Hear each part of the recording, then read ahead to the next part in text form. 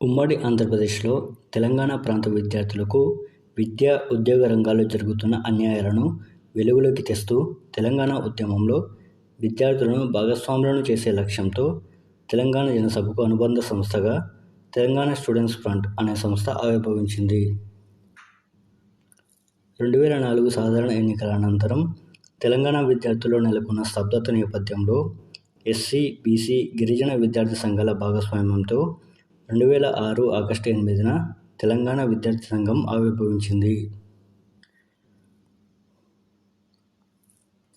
1969 తెలంగాణ ఉద్యమంలో విద్యార్థులు క్రియాశీల పాత్ర పోషించిన నేపథ్యంలో మలిదశ తెలంగాణ ఉద్యమంలో తెలంగాణ విద్యార్థులను పూర్తి స్థాయిలో భాగస్వాములను చేసే లక్ష్యంతో 2006 అక్టోబర్ 27న ఆవిర్భవించిన సంస్థ తెలంగాణ విద్యార్థి వేదిక. తెలంగాణ రాష్ట్ర సాధనలో విద్యార్థులను భాగస్వాములను చేసే లక్ష్యంతో 32 తెలంగాణ విద్యార్థి సంఘాలు ఐక్యమై 2008లో తెలంగాణ ఐక్య విద్యార్థి సంఘం ఆవిర్భవించింది.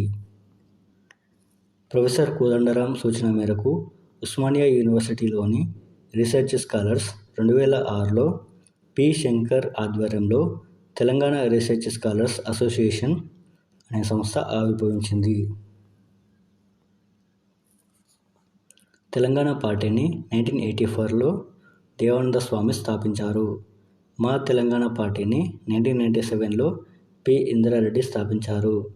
తెలంగాణ ఫోరంను 1992లో కె. జానారెడ్డి గారు స్థాపించారు.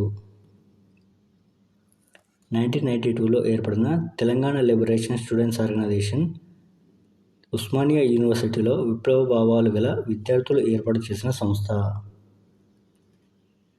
1969 జై తెలంగాణ ఉద్యమం పుస్తక రచయిత ఎవరు? Answer Adiraju Venkateswararao.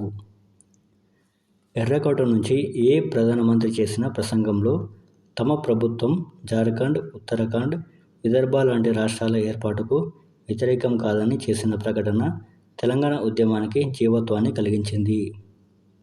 Answer H. D. Deve Gowda. 1984లో తెలుగుదేశం పార్టీ దేశంలోని కాంగ్రెసేతర పార్టీలు ప్రజాస్వామ్య పునరుద్ధరణ పేరుతో చేపట్టిన ఆందోళనల నేపథ్యంలో రాష్ట్రపతి జైల్ సింగ్ జోక్యంతో ఆంధ్రప్రదేశ్ గవర్నర్ శంకర్ దయాళ్ శర్మ ఎన్టీ రామారావును తిరిగి ముఖ్యమంత్రిగా నియమించారు. తెలంగాణలోని సింగరేణి ప్రాంతంలో భారీ బొగ్గు నిల్వలున్నట్టు ఎప్పుడు గుర్తించారు? ఆన్సర్ 1880వ దశకం. హైదరాబాద్ కౌలుదారు వ్యవసాయ భూముల చట్టం చేసిన సంవత్సరం 1950. ఇనాందారీ రద్దు చట్టం చేసిన సంవత్సరం 1955. హైదరాబాద్ జాగీర్దారీ రద్దు క్రమబద్ధీకరణ చట్టం చేసిన సంవత్సరం 1949. ఏ సంవత్సరంలో చిన్నారెడ్డి కన్వీనర్గా 41 మంది కాంగ్రెస్ ఎమ్మెల్యేలతో కూడిన శాసనసభ వేదిక ఏర్పడి ప్రత్యేక తెలంగాణ రాష్ట్రం ఏర్పాటు చేయాలని డిమాండ్ చేస్తూ సోనియా గాంధీకి ఒక మెమరాండం ఇచ్చారు? 2000 సంవత్సరంలో. 2004 ఆంధ్రప్రదేశ్ సాధారణ ఎన్నికల నేపథ్యంలో కాంగ్రెస్ పార్టీ 2వ ఎస్ఆర్సీకి కట్టుబడి ఉందని ప్రత్యేక తెలంగాణ ఏర్పడే సందర్భంలో హైదరాబాద్ అంశాన్ని ఢిల్లీలో లేవనెత్తగా తెలంగాణకు హైదరాబాద్ రాజధాని కాకపోతే 1969 పునరావృతం అవుతుందని హైదరాబాద్లో కేసీఆర్ హెచ్చరించాడు.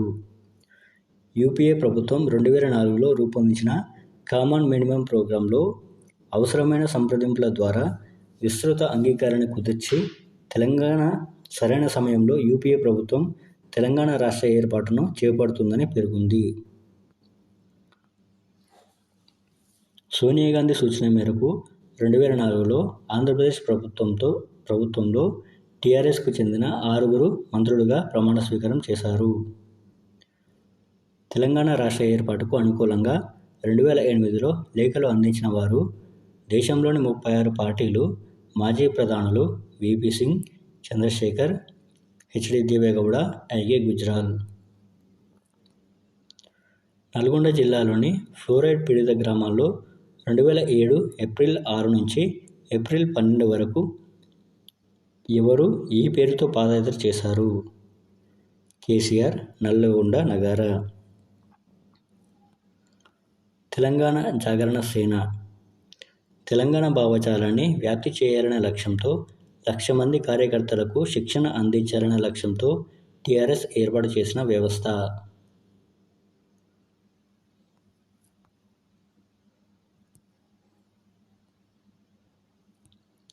2009 ఆంధ్రప్రదేశ్ సాధారణ ఎన్నికల్లో టీడీపీ, టీఆర్ఎస్, సిపిఐ, సిపిఎం పార్టీలు మహాకూటమిగా ఏర్పడి ఎన్నికల్లో తెలంగాణ అంశాన్ని క్రియాశీలకమైన అంశంగా మార్చడంలో ప్రొఫెసర్ జయశంకర్ ప్రధాన పాత్ర పోషించారు.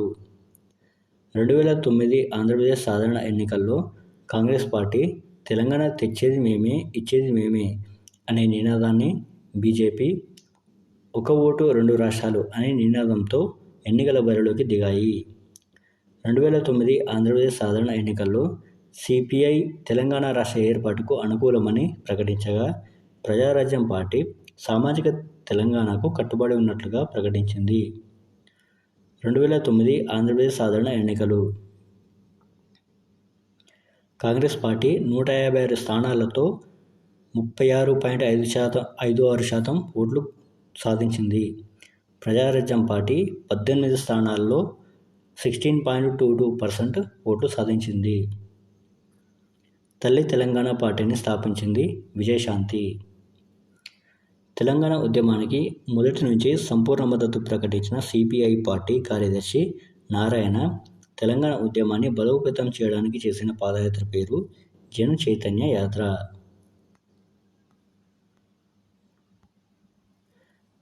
వామపక్ష భావజాలం గల ప్రజా సంఘాలు కలిసి 2010లో గద్దర్ అధ్యక్షతన ఏర్పాటైన సంస్థ తెలంగాణ ప్రజా ఫ్రంట్.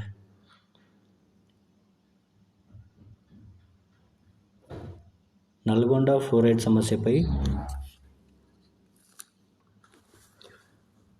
ఫ్లోరైడ్ సమస్యపై తాగబోతే నీళ్లు లేక తుమ్మెదాలో అనే పాటల ద్వారా ప్రజలను చైతన్యపరిచిన కళాకారిణి బెల్లి లలిత. బతుకు తెరువు కోసం వచ్చిన సీమాంధ్రులు తెలంగాణ రాష్ట్ర ఏర్పాటుకు వ్యతిరేకం కాదని, తెలంగాణకు అన్యాయం చేస్తున్న సంపన్న వర్గాలకే వ్యతిరేకమని పేర్కొంటూ తెలంగాణలో స్థిరపడ్డ సీమాంధ్రులు 2008లో ఏర్పాటు చేసిన సంస్థ పేరు తెలంగాణ సెటిలర్స్ ఫ్రంట్. 2009లో తెలంగాణ విమోచన సమితిని స్థాపించింది ఎవరు? ఆన్సర్ కపిలవాయి దిలీప్ కుమార్.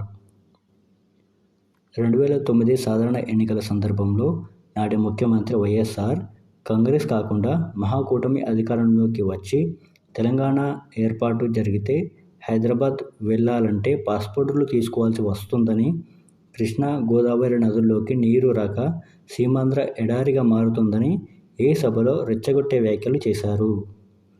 ఆన్సర్ నంద్యాల బహిరంగ సభ. హైదరాబాద్ ఫ్రీ జోన్ అంటూ 2009 అక్టోబర్ 9న తీర్పునిచ్చిన court supreme court division bench. KCR శవయాత్రలో పాల్గొంటారో, తెలంగాణ జైత్రయాత్రలో పాల్గొంటారో తేల్చుకోవాల్సింది తెలంగాణ ప్రజలే అని కేసీఆర్ ఏ సభలో అన్నారు? ఆన్సర్ సిద్దిపేట గర్జన.